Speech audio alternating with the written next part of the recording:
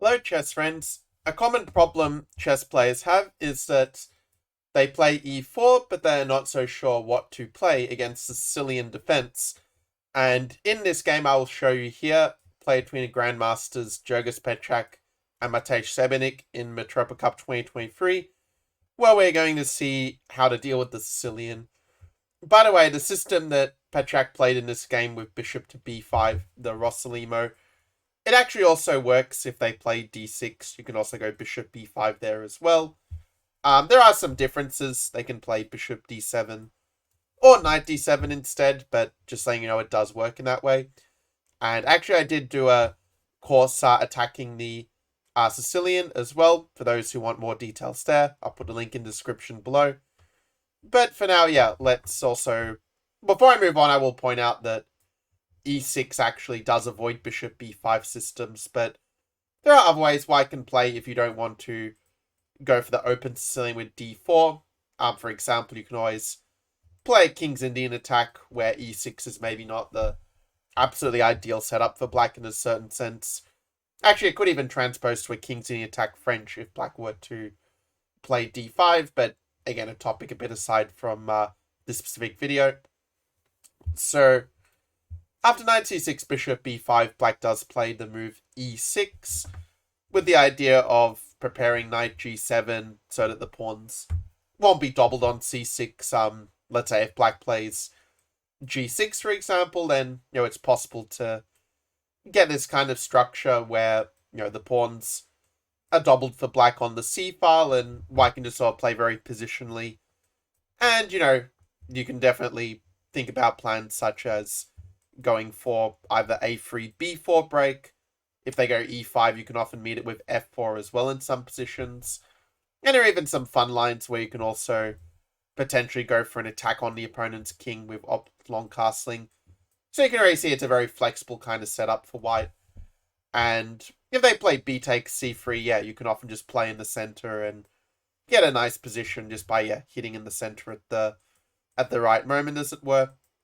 So in any case, the game saw Black play e6, which is the second most common move after g6, after castles, knight g7.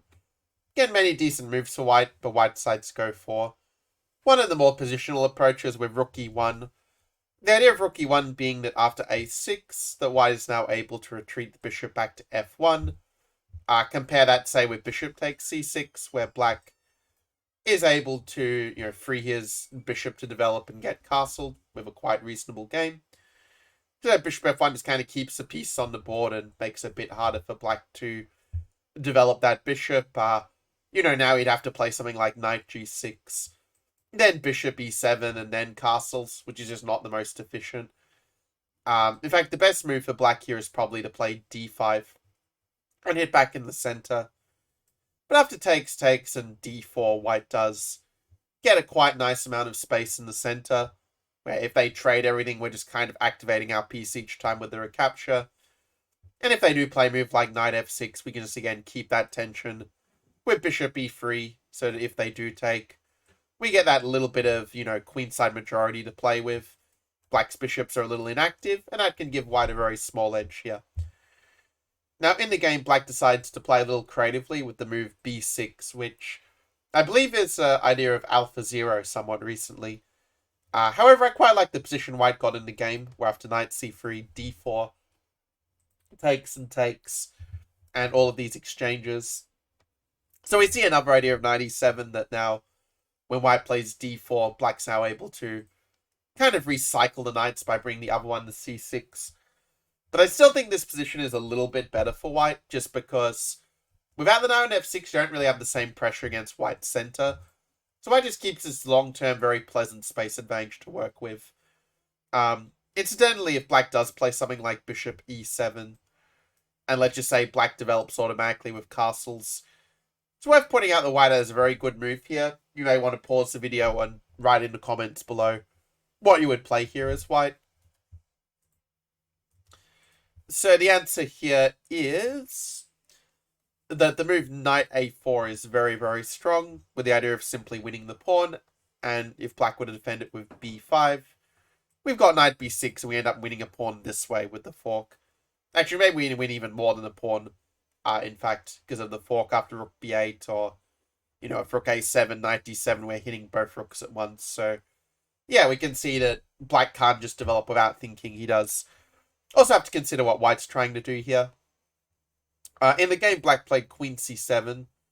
Even though white's next move ends up being pretty strong, it's also true that black's already feeling a little bit of pressure regardless of what he did. But very nice move for white here. If you want to play something like bishop e3, of course, this is perfectly reasonable. And you can definitely, you know, try to play in the center and stuff. But it doesn't really pressure black in the way that knight d5 does here. In fact, this reminds quite a bit of a Mora gambit, actually, where you often see this knight d5 sack. Here, it's arguably not even a sack, because after takes, knight e7 does run into the d6 fork, and after knight e5 and f4, white does get the piece back with the pin. Black, in turn, takes the opportunity to throw in a bishop c5 check, developing the bishop with a tempo, and then playing the move d6 to keep that position solid. So, take. White goes bishop e3, and, you know, so far, I think white has played virtually a perfect game, in fact. So, castles, and I mean, this position is, I think, still somewhat better for white, just because, well, when we do eventually play c4, that bishop's going to be quite passive, and white does have a clear plan of pushing the queenside majority forward.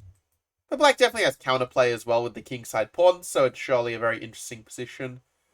The computer wants to take on c5, and I'm guessing it's in order to, after, say, bc5 and c4, just kind of kill the bishop and, yeah, again, go for this.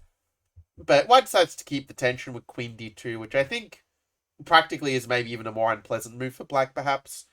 After queen d6, we go rook a1. This is what was played in the game. f5, and yeah, based on the way the game played out, I guess you could suggest the move a5 as a possibility, just to slow down the queenside majority, but also it avoids what comes next.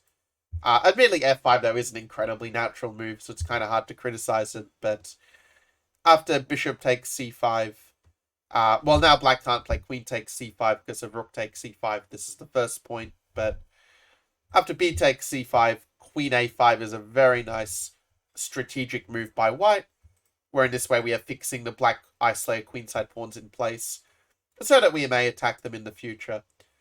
Black could play a move like rook c8, just trying to defend everything, but in the game he goes e4.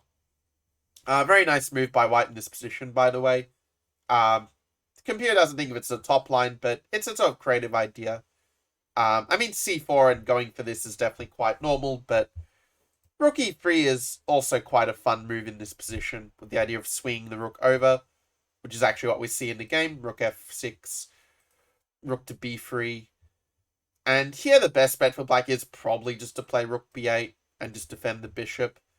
I have to admit at this point, I do think that black is probably just doing quite fine. The fact that we don't have rook b6 coming in to penetrate their position means that probably our rook isn't doing that much. And black is getting pretty strong counterplay with his majority, so objectively speaking, rook b3 is probably not the best, but it kind of works out in the game. Partly because black plays this rook h6 move, which does threaten the mate, but after h3 it also doesn't look like the rook is doing a whole lot on h6. So rook b8 was played. White goes bishop to c4 here, which probably doesn't actually do as much as it might seem, but it does feature a very fun little tactical idea that comes up in the game. Actually, it sort of had a bit of a funny thought at this point, actually, whether white is sort of threatening some tricky move to prepare d6, like, for example, rook b6, queen takes b6, and, you know, d6 would be a pretty fun idea to get in a position like this. So, because then, you know, with the discovered check, you also cut off their rook from defending the queen, so pretty fun idea, and explains, I guess, why black played king h8 here. And at the moment, it seems like there's a bit of a standstill where white's not really getting anywhere, but white now finds a very nice tactical idea of the move bishop takes a6. So the first point is, if they take with the bishop, we can actually play queen takes a6 here and use the weak back rank of black to our advantage. But after queen takes a6, queen c7 now hits the rook. If black tries to defend it with a move like queen a8, we can then go d6. And the fact we're threatening to queen this pawn means black basically is going to have to move the rook out of the way to stop that. And then we will be able to take that bishop subsequently.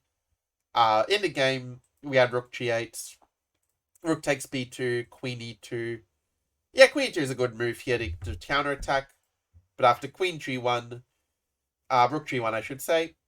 And to this point, yeah, that the best move for black is apparently to play queen e3, sort of not trying to grab the pawn, but threatening rook h3 mate. White can play rook b3 to defend it, but the idea is that black has enough piece activity to kind of compensate for the pawn. But it also helps it's kind of hard for white to actually defend this, because if he does play a move like queen d7, then you're also kind of running into a very strong attack here, which is not the easiest to stop when white's major pieces are a little uncoordinated. But instead, queen c2 was a little bit of a mistake.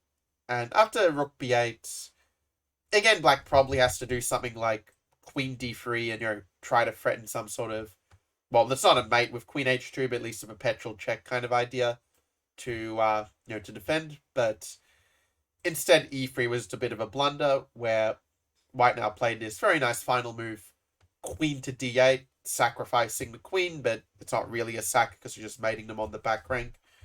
And black just resigned because there isn't really anything he can do. If he does do for some rook sack, the checks peter out very quickly, as you can see here, for example. So quite a nice game by Pechac. I think it shows very well, what white is aiming for when playing these bishop b5. Now, if they do play something like d6 and knight d7, in that case, there are many decent plans for white, but if you want to get that same open Sicilian type structure that we saw in the game, you could definitely play something like queen takes d4. And, definitely a position like this is, going to be very flexible for white, where you can choose between a Morochi bind setup or just knight c3, depending on your taste. Also, the move knight d4 was played in some high-level games, sort of with this argument that, well, basically you get an open Sicilian, but you kind of try to make it a sort of Morochi bind structure of sorts, where the knight on d7 is perhaps not ideally placed. But okay, this is a little bit of a more advanced idea, admittedly. So after bishop d7, if they do play this, I think that just takes and, c4, and again, going for the Morochi sap is a way to get a very safe position, and it's a line where if you're playing quite sensibly, it's not the easiest for black to get good winning chances, so it's quite an appealing safe option for white.